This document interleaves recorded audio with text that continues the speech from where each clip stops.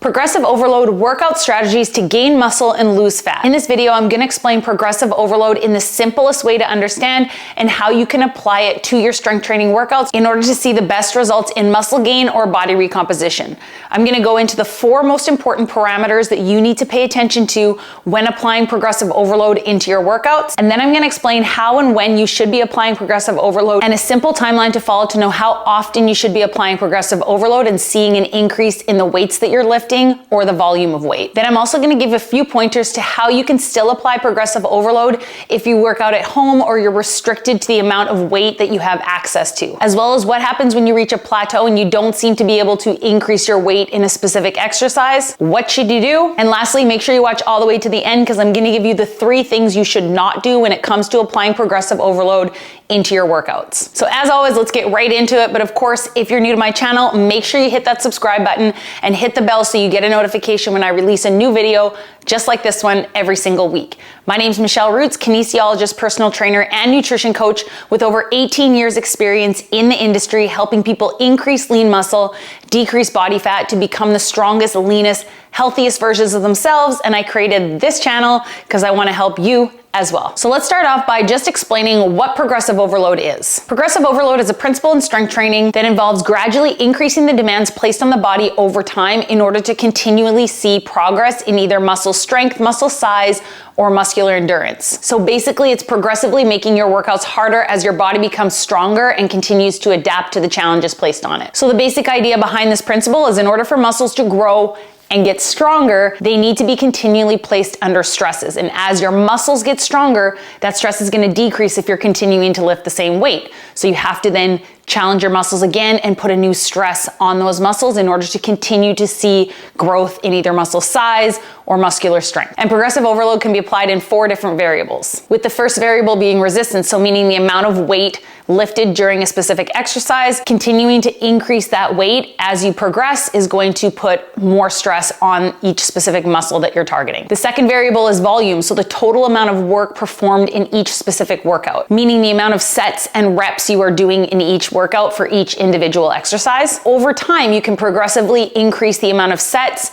the amount of reps, or the amount of exercises performed in each individual workout or each specific exercise in order to, again, add more stress to your muscles. The third variable is intensity, which is basically the level of effort extended by your body to perform one specific exercise. So for example, 1 set of deadlifts. So another way to apply progressive overload is increasing the intensity of a specific exercise you're performing or an overall workout. So decreasing the rest times, changing the exercises that you're supersetting together. You can increase the speed at which you're performing certain exercises, or you can slow down and work more on the mind-muscle connection or more of an eccentric component to the exercise. And then the 4th variable is frequency. So that's basically how often you train a specific muscle group. So of course, increasing the frequency that you're training any specific muscle group, as long as you're allowing for adequate rest time, will increase the stimulation and opportunity for growth of that specific muscle. So now let's talk about how to apply progressive overload to your strength training workouts. We'll start by referring to your workouts at the gym, meaning you have access to lots of equipment and lots of weights.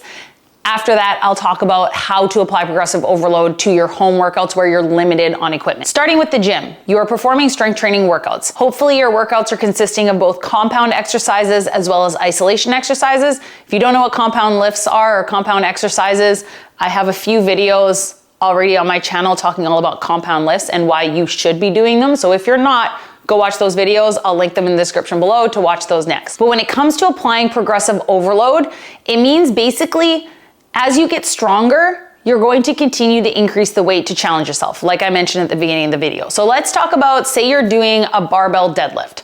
So it's your first time at the gym and you're like, wow, I just signed up with Michelle through online coaching or set up her 8-week program and I'm gonna go and I'm gonna do my barbell deadlift. So say you start with putting 10-pound plates on each side. That's 65 pounds. An Olympic barbell weighs 45 pounds, so 10 pounds on each side, that's 65 pounds. So Michelle told me to do 6 to 8 reps, meaning I want to max out around 7 or 8 reps with good form, but if I only do 6, that's okay too.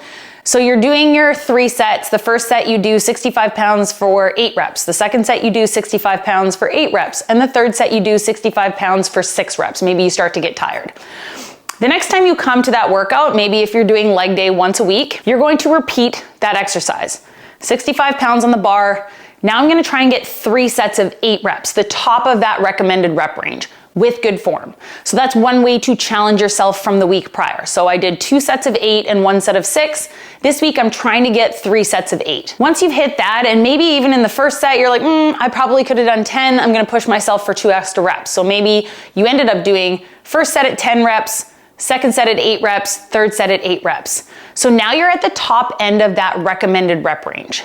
So the next time you come to that workout, you're going to try and challenge yourself. Most likely your gym's gonna have 2.5 pound weights or 5 pound weights. I say, especially if you're a beginner, start by putting 2.5 pounds on each side. So that's adding 5 pounds to the bar. So now you're gonna be lifting 70 pounds. And then we're going back to that 6 to 8 rep range, and you're going to repeat the process. If you do your first set, 70 pounds, wow, I got 8 again, or I got 10. In your next set, take the 2.5s off, put the 5s on. Now you're at 75 pounds, and you're gonna do your 6 to 8 reps. And you continue to challenge yourself that way.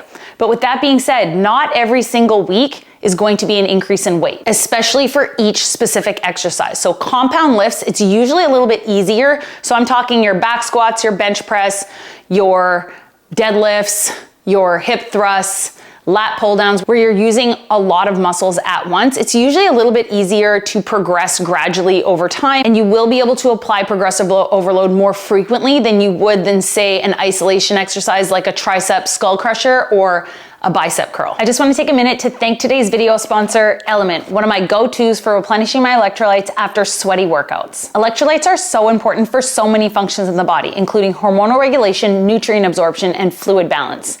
Sometimes water just isn't enough, and Element has the perfect balance of 1,000 milligrams of sodium, 200 milligrams of potassium, and 60 milligrams of magnesium. Element can help prevent and eliminate headaches, muscle cramps, fatigue, sleeplessness, and other common symptoms of electrolyte deficiency. Right now, Element is offering my listeners a free sample pack with any order. That's 8 single serving packets free with any Element order. Get yours at drinkelement.com/Michelle. This offer is only available through my link. Go to drinklmnt/Michelle. That's the way that you're going to continue to challenge yourself. Small increments at first, and just listen to your body, really focus on form, and just know that not every single week is going to be an increase in weight, but it could be an increase in 1 extra rep, as I explained in the 3 different sets. And that's where you really want to make sure that you're tracking all the weights that you're lifting. So a really cool feature in my online coaching app, as you can see here, is all of my clients tracking their weights in their workouts. When they pull up that workout the second time they go to do it, the app is going to show them what they lifted in each set the week before. So it's so much easier. Just be like, oh, I can see my sets and reps from last week. Now I know how to increase my weight or increase my reps. And then you're just gonna continue with that same principle for your entire workout, listening to your body, counting your reps, and focusing on how you feel at the end range of each of those exercises. You really need to learn to challenge yourself, and don't be scared. I know a lot of women I work with are very scared to increase weight. Oh, I can't do that. I'm like, yeah, you can. Here, do it. When I'm in person and standing next to people, like if you have a coach standing next to you passing you a weight, of course you're gonna do it. But when you're on your own, you kind of got to take a little bit of responsibility as well, and don't fear heavier weights. As long as you are performing with good form and you have worked on your form over the last few weeks and you've been progressively overloading, as long as you are focusing on form and not just chasing numbers and stacking weight on just to impress dudes at the gym, if you are doing it properly, just have faith in yourself. And I find a lot of women are a lot stronger, and men are a lot stronger than they think they are. Another way to progressively overload is increasing the sets. So if you've been performing 3 sets of deadlifts, maybe you want to increase that to 4 or 5 sets of deadlifts. Maybe set 1 is a warm-up set, a little bit higher rep and lighter weight to get things going, and then you do 3 or 4 heavy sets versus only doing 3 heavy sets that you were doing before. Again, increasing the amount of volume and weight lifted for those muscle groups over the course of the workout. So those are the basic principles behind progressive overload for gym strength training workouts, where you have access to quite a bit of equipment. So that brings me into the next thing I want to talk about. Is a lot of people ask me, you know, I really want to get stronger, but my heaviest dumbbell at home is only 25 pounds. And how can I apply progressive overload if I only have a 25-pound dumbbell and I can't afford to buy more weights for home?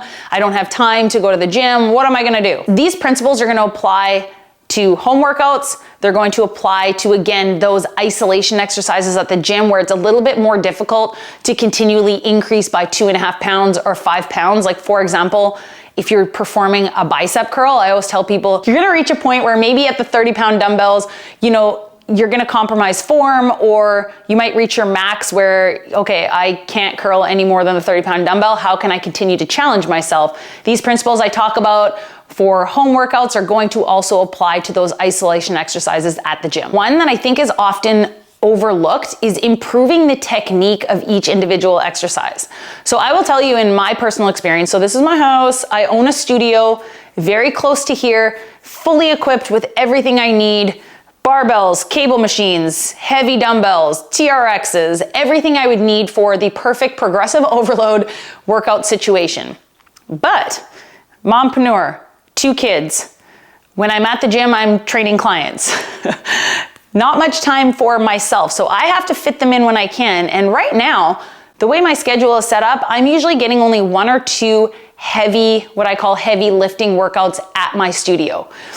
And the rest of my workouts are done here in my basement. If you follow me on Instagram, you probably see me ripping through workouts in my basement, 5:30 in the morning before the kids wake up. But my heaviest dumbbell here is 30 pounds, and my heaviest kettlebell is 30 or 35 pounds. I think it's 30. I should know, but I don't. But that doesn't mean that because I can't work out at my studio and continue to do my 225-pound deadlifts, that there's no point in doing it with my 230-pound dumbbells at 60 pounds. What I like to focus on is the one thing, again, like I say, is often overlooked, is technique. So slowing exercises down, working on that mind-muscle connection, and really focusing on perfecting your form. So a lot of times when I see people doing, say, a deadlift, even if the weight is light or heavy, whatever it is, it looks like this, right? We're just going up and down, and I think we're working our muscles, but not really. Whereas when I am working with my 30-pound dumbbells, which technically is light for me, I'm still gonna get a really good burn through those muscles because I'm here, when I'm doing them, I'm working on my hinge, getting that tension, pause for half a second, drive up through those glutes. I'm really working on the form, talking to my heels, squeezing through my butt. Slowing the exercises down, and I'm usually increasing my reps to 12 to 15 reps, so I really get a good burn in those muscles from really just talking to them. So this is going to make this workout still very effective. Of course, I'm not applying progressive overload because I don't have anything heavier than 30 pounds. So what I'm doing is increasing my reps, slowing down the exercises, and focusing on form. Another thing I'm doing is adding pauses or focusing on that eccentric phase. So the eccentric phase is when the weight is lowering down. So I'm focusing on this phase of the deadlift, right? I'm not dropping the weights, driving back up. I'm going slow and controlled. So this is the eccentric phase. I might add a pause here, 1 to 2 seconds, and I'm driving up. So this is still gonna put a lot of volume and resistance in those muscles and make them have to work time over tension, a lot of time over tension. Going that slow for 15 reps, trust me, you feel it after. Another thing that I do is supersetting different exercises together and decreasing my rest time between exercises. Say I'm doing a lower body workout. I then will really work to challenge myself. Maybe I'm supersetting dumbbell RDLs with negative goblet squats. So again, 30-pound dumbbell is my heaviest.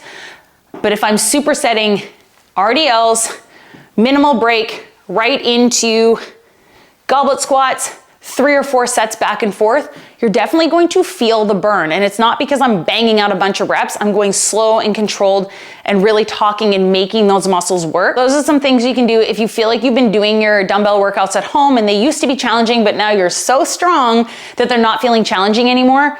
Add an extra set, add some reps, play around with the tempo that you're performing the exercise at, decrease your rest time, try to work on increasing your range of motion. For example, if you find when you're doing a goblet squat, so you're holding the dumbbell here, and you've only been able to reach this position with your squats, why not work on your range of motion? So if you are at home, maybe even decrease the weight, work on getting a little bit lower into your squats and back up to really get more tension through the muscle and really perform the exercise properly so that when you are able to increase your weight, you're able to get down into that lower range. As I was saying before, these principles apply to those isolation exercises, whether you're at the gym or home. So doing a bicep curl, play around with the tempo. Maybe you're doing negative, so you're going down slowly, curling up fast. Maybe you're supersetting biceps and triceps together, so you're working both muscle groups back to back to really get a burn in your muscles. Maybe you're doing a dumbbell skull crusher like this, and you're performing your skull crusher, and maybe the 15-pound dumbbells feels good. You can really isolate your triceps. It doesn't hurt your wrist. But when you go up to the 20-pound dumbbells, maybe you start to feel pain in your wrist, or some compensations happen where you're no longer able to isolate your tricep muscles, and you feel more strain just from holding on to the heavier dumbbells, or your wrists wanting to bend. One suggestion I like to tell people is maybe for your first set, use the 20-pound dumbbell, try to get as many reps as you can and track it. And then for your next 2 sets, go down to that 15-pound dumbbell and perform your reps as usual, or trying to increase a few extra reps to really get a good burn through your triceps. And then the next time you come to that workout, maybe you'll be able to do those 20 pounds again in the first set, but increase by 2 reps. Or maybe you'll be able to do the first and the second set with the 20-pound dumbbells and then drop to the 15-pound dumbbells in your last set. And then you just continue to ease it in that way. There you go. That's the basic principle in how you can start to apply progressive overload in your strength training workouts to make sure you're really challenging yourself enough to see results. What are the 3 things you shouldn't do when applying progressive overload? Let's talk about number 1. Don't ego lift. So you're not just chasing numbers. So don't think that, well, Sally is deadlifting 225 pounds. I need to do that too, or I want to beat her. I want to do 235 pounds. That's great to chase numbers and set goals 100%. That's where you really set yourself up for injury, or maybe you're not enjoying your workouts anymore as much as you were because you get more frustrated with yourself. So again, not a bad thing to set goals and challenge yourself and continue to challenge yourself, but I also think it's very important to listen to your body. Remember, before increasing your weight, you should be increasing your reps to the top end of that rep range with perfect or very close to perfect form before you start increasing your weight and continue to chase those numbers. And then that brings us on to number 2 thing you should not do when applying progressive overload is get mad if maybe last week you were able to perform a 185-pound deadlift, and then this week you put your 185 on the bar and you can't even lift it off the floor. Especially if you haven't been consistent in your training, you haven't been consistent in your nutrition, you haven't been getting your protein, you haven't slept good. Just remember to give yourself some grace in that, yes, tracking your weights is very important, and yes, challenging yourself and continuing to challenge yourself is very important, but don't get mad and think that it was a bad workout because you weren't able to lift the 185 that you listed last week. Drop the weight down to 175, perform it with good form, and then you try again next week. So remember, what matters most is in each individual workout, you are challenging yourself. And then the 3rd thing to not do when applying progressive overload, again, I kind of mentioned earlier in the video, is don't be scared. Don't be scared to increase your weight. Feel like you're in a position where you have good form in a specific exercise. Maybe perform the first set and you're like, oh, kind of felt kind of easy. You're doing dumbbell rows with a 30-pound dumbbell and you're like, you know what? I think I'm gonna try this 35, or I think I'm gonna try the 40. Let's just see how many I can get. Have fun with it. Have fun challenging yourself. And even if you get 3 or 4 reps, you're like, whoa, I just did 40-pound dumbbell row. And then you're gonna remember that you did that, you're gonna write it down that you did that, and then the next workout, maybe you're gonna get 6 reps with the 40-pound dumbbell. But just don't be scared. Just remember you're probably a lot stronger than you think. So there you go, guys. I hope this video was helpful. All things you need to know about progressive overload in the simplest way to understand. And I kind of based it around a lot of the questions that I get from you guys here on YouTube, on Instagram, or from my online and in-person coaching clients. If this video was helpful, make sure you give it a like so I know you're still enjoying the content. Any questions in the comments below, I'm always happy to help you guys. If you're looking to start a strength training plan or you don't have a regimented strength training plan that you're following where you're doing the same workouts all the time and progressing your workouts over time, you can learn more about my 8-week beginner-friendly strength training workouts. I have one for the gym, one for home, 3-day split and 4-day split options. I'll put a link in the description below to that as well. Or if you need more personalized fitness and nutrition coaching, you can also learn more about my online fitness and nutrition coaching program where you work directly with me one-on-one through my app. I'll link that in the description below as well. And as always, happy lifting, people. Remember, you are stronger than you think you are. Challenge yourself every day, and I promise it will be worth it. Nothing beats the feeling of strong. Am I right? See you guys in the next one.